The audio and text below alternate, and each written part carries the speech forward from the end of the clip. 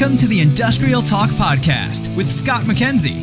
Scott is a passionate industry professional dedicated to transferring cutting-edge, industry-focused innovations and trends while highlighting the men and women who keep the world moving. So put on your hard hat, grab your work boots, and let's go. All right, another great conversation coming to you from Industrial Talk, a platform that celebrates industry professionals all around the world because you are bold, brave, and you dare greatly. You are collaborating, you are solving problems, and you are making right there, I'm pointing at the video, making the world a better place. And we are broadcasting on site Q1 OMG meeting, and it is a collection of incredibly smart individuals that are passionate about you and solving problems. And I want to make sure that you understand. Go out to omg.org. omg.org. You need to get engaged, and you get to meet people like the gent right next to me. Bassam is in the hot seat. Let's get cracking. How you doing? Hi, Scott. How are you? Back again. I get to use the fancy microphone again. The fancy, because you're a fancy guy with fancy words, doing fancy things. Yeah, you deserve it. I'm excited. I'm excited to be here. Yeah, me too. Is it everything that you need? I mean, it's good actually. It is interesting conversations.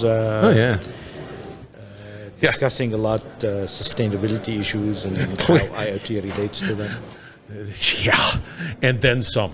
Yeah. And then a lot of other things that are taking place. All right, just to level set, we want to make sure that we understand who Bassam is. Just give us a little background, real quick, nothing fancy, and then we'll get right into digital transformation. Yeah, so I have my own consulting practice called IGnPower. Yep. And I focus on digital transformation in industry, as in vertical industries, focusing on IoT, digital twins, AI, etc.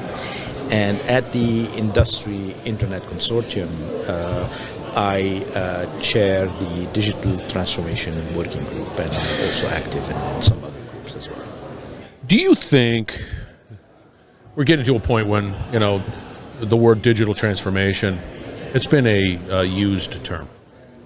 Overused. That goes along with Absolutely. IoT and everything. It becomes sort of a miscellaneous file for all things, and I think the lines are getting blurred.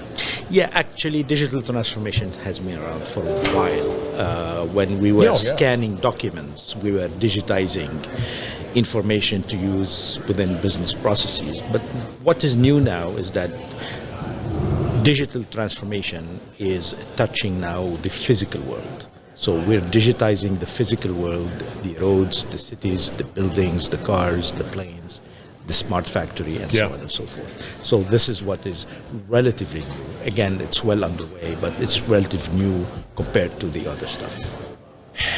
Do you think that we're doing a good job, relatively speaking, in I guess, elevating the conversation around digital transformation and why it's important and why companies need to take this seriously? Because I think that there's the numbness of, it being discussed all the time. That's one thing. And two, are they taking it serious because it does truly transform? There is, and you've been speaking on it, so help us understand that. Well, you need to understand that there are three terms that are closely related to each other, but there are three terms. There's digitization, which is taking your analog information and convert it into a digital information so that you can access it electronically. So that's one. Yeah. Second is digitalization, which is to take this information that you have digitized and then making your processes better, faster, cheaper.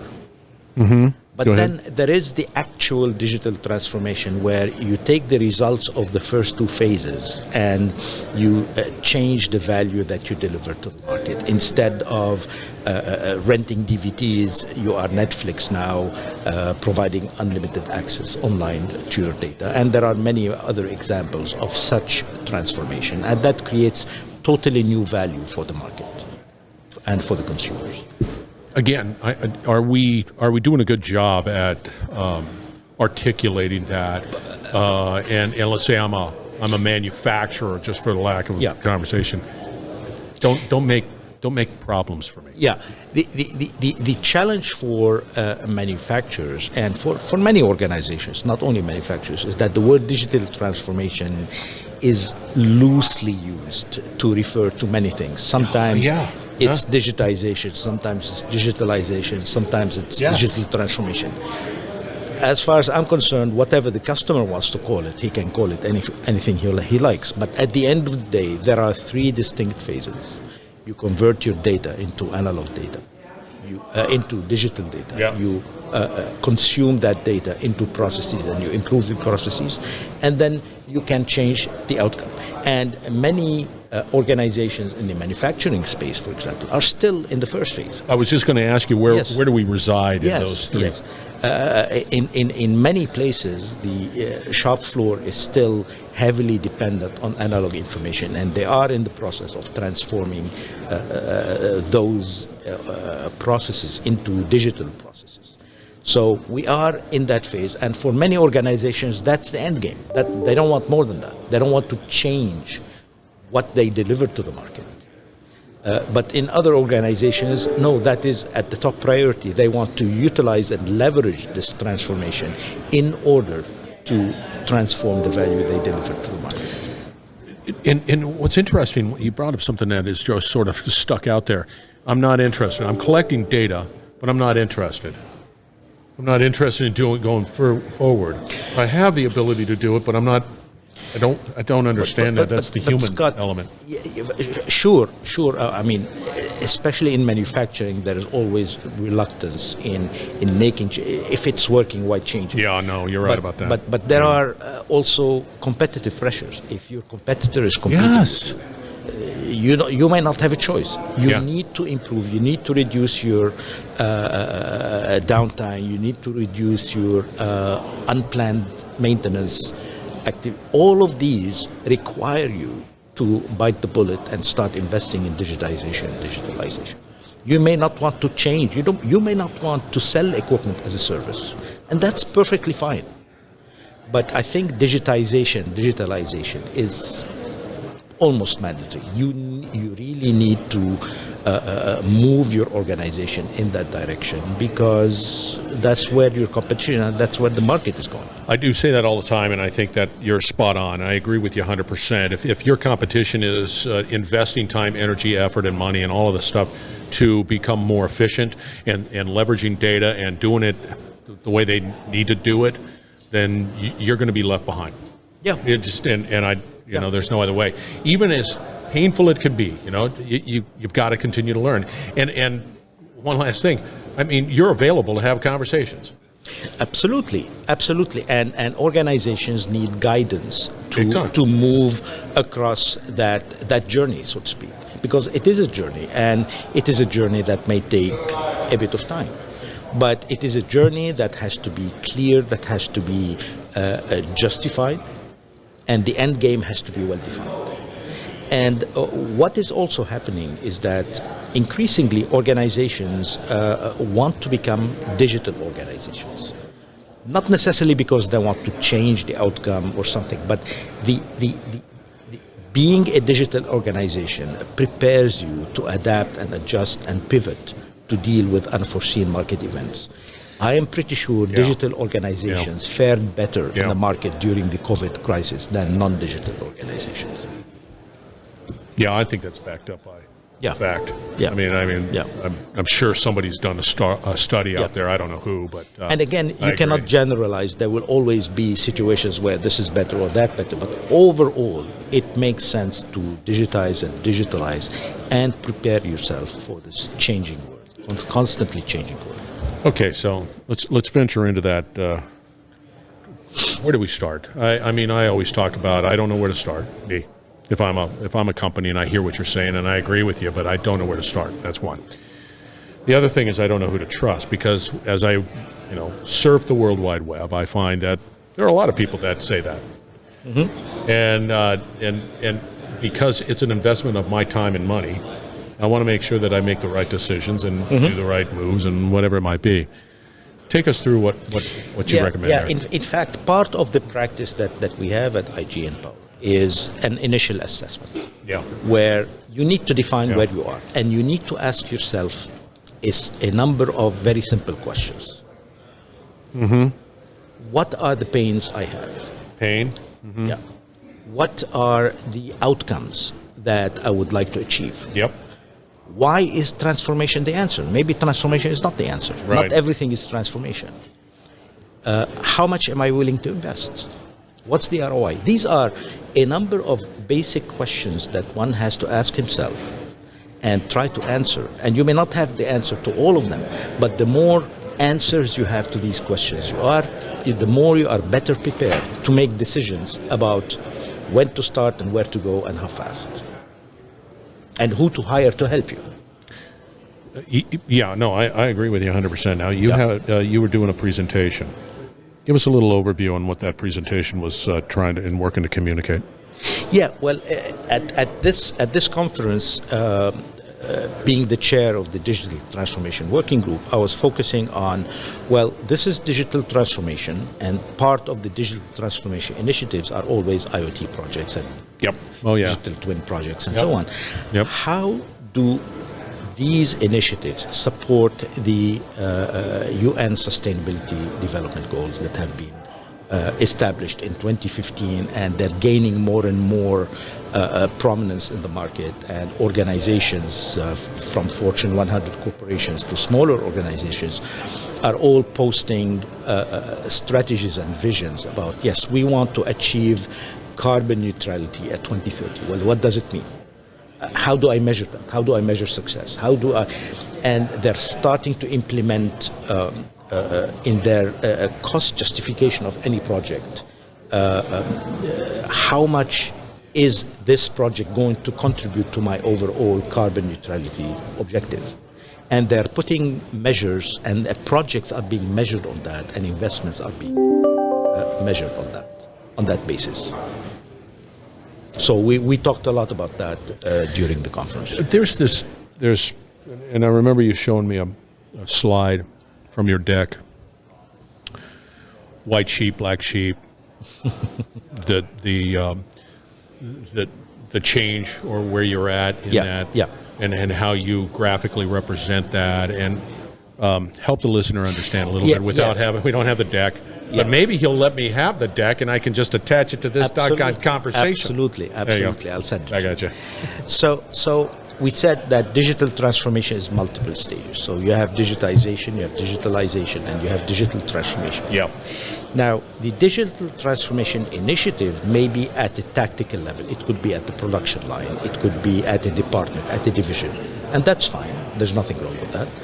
But in a large corporation, the digital transformation can also be happening at the enterprise level. So if I'm doing digital transformation at the enterprise level, and I know a few digital transformation CTOs whose job is to shepherd that digital transformation strategies through the organization and report up to the CEO and CFO about the progress and ROI deliverables and so on, while at the same time looking down at the, not the proverbial down, but looking at all the projects that are taking place in the field and understanding, well, I have 10, 20 projects in the field. This one is aligned with the overall objective. This one is, but this one is not. And there is no way we can make it aligned with the overall objective. So that's a black sheep project. So I need to define, first of all, what makes a black sheep project, and what do I do about it? Do I let it continue? Do I stop it? Etc., etc., etc. So the more there is visibility in the organization about all these dynamics, the better prepared is the organization to deal with this overall digital transformation strategy. Like I give an example, and my apologies for the Kodak people to pick on them, but they invented the digital... It's not as if it's not out there. They invented the digital camera. Yet instead of investing in going in that direction, they felt they were too invested in the film, in the analog film business, and they were building more and more efficient factories to produce film, ignoring the investment they needed to do in this digital direction. And the rest is history. Yeah. Where is Kodak today? Yeah. Unfortunately. Yeah. No. Is Kodak even around? Yeah. They had divisions. They have divisions that produce high-end imaging systems for medical and other stuff. But we used to say Kodak moment, right? Now we say Instagram moment. That's true. Look at that. Yeah, I've never thought of it that way. Yeah, that's a prime example of an organization who failed to recognize that there were black sheep projects in the field. Those are difficult conversations. Yes, especially it's like there's a lot of passion there. Not only that, it's difficult to convince the CFO who has just decided to invest in continuing to go in the direction. To tell him, no, we need to go in a different. This is not an easy conversation. No, it's not an easy conversation. As I have multiple conversations with solutions and people like you and all of that stuff, I come to realize that it's always a human equation. And if you can crack that code, then a lot of this whole technology and everything just sort of works itself out, right? It's just sort of odd. Yeah, and I think having, and I'm promoting myself now, but having a person... go ahead. Having a professional who understands those dynamics and can deliver the message to the decision makers so that they make the right decisions. Yeah. Because the worst thing that can happen is to not be informed enough about the issues that you're facing, and as an executive making the wrong decisions because you didn't know that this was at stake. But there's a lot of frustration there. Absolutely. It's just absolutely you'll have and politics inside the organization. That's just the frustration. Yes. It would be just so wonderful if you could just say, "Hey, I think that this is probably the reasons why we need to go here, not here. This is the way the market looks, and this is sort of a black sheep. It's not part of the core. We've decided that." And you're going to always get pushback and absolutely. And angry people. Absolutely, but that's what innovation is, and that's why I was reading an article that if you look at the Fortune 100 corporations 50 years ago and Fortune 100 today, there's almost no overlap. Totally different companies. Yeah. And it's going to be like that in the next 10 years. And again, which then supports your position that just bite the bullet, digitally go down this road, figure it out, apply it, incrementally, whatever, just move forward down this road. And in order to make that strategic decision, play with it, understand it. Yes.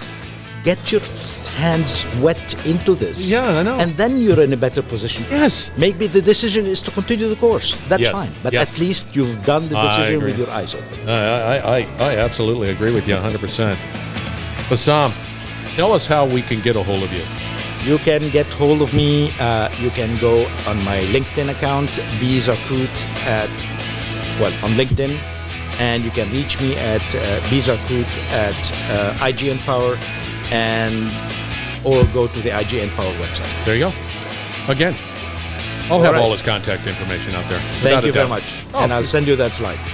Yes, and out on Industrial Talk, we're going to have a slide too. All right. Once again, we're broadcasting from Q1 OMG meeting here in Reston, Virginia. And if you have any questions, comments, or concerns, you need to be a part of this particular organization. You get to meet great people like Bassam. All right. We're going to wrap it up. Yeah, we're going to wrap it up on the other side. We're going to have all the contact information for Bassam, as well as OMG, as well as his organization. So fear not. No excuse. You'll get in contact there. We'll be right back. You're listening to the Industrial Talk Podcast Network.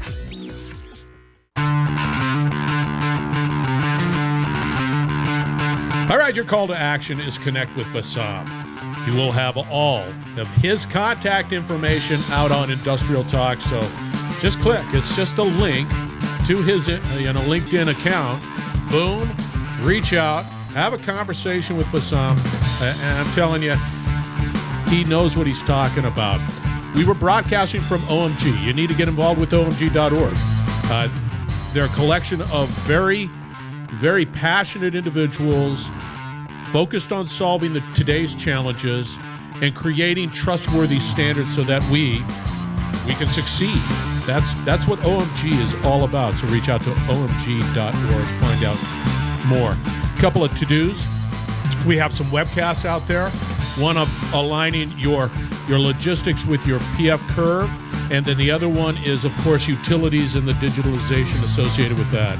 Go out there, industrialtalk.com. Be bold, be brave, dare greatly. Hang out with Bassam. You're going to change the world. We're going to have another great conversation shortly, so stay tuned.